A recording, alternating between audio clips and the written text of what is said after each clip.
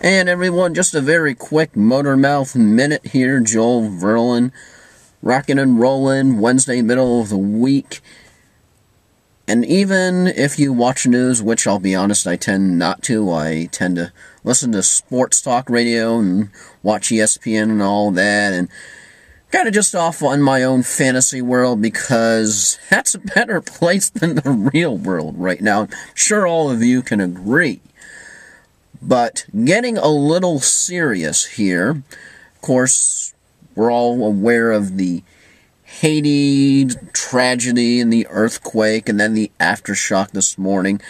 I don't think it really hit me what happened, since, like I mentioned, I don't watch the news, until I was talking with somebody after the Toastmasters meeting today, and they had a mom who worked in a hotel where the majority of the employees were all Haitian.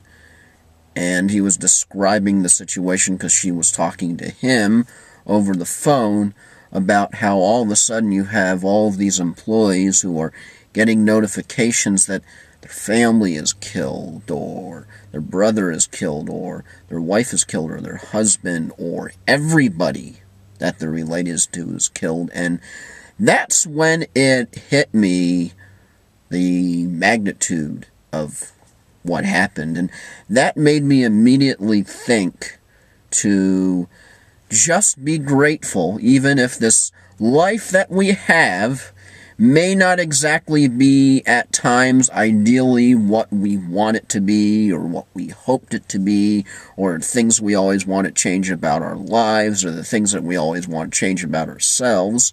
But just be thankful if you have a job, even if it isn't the greatest job in the world, and perhaps it's not your ideal job that you've dreamt about and longed for, but be glad that you have a job, and just do whatever it is that you can with what you've got. That's like one of the reasons why some people probably don't understand, well, why do you podcast? What's the point of it? It's what I like to do. Everybody has a hobby. Some people it's scrapbooking, other people it's painting, other people it's gardening, who knows. But we all have our creative side, stuff that we want to do. So even though we may not have this life of ours that is ideally what we want, be grateful that we have it. It's hard. I know it's tough right now.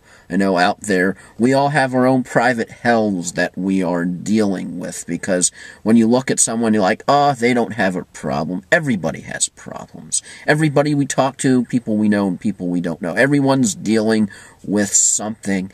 Sometimes, even if it's just a smile, a joke, whether it's on the internet or real life, sometimes that's the one thing in the day that, because what I'm trying to do this year, not what I'm trying to do, what I'm doing this year, watch that language, Joel.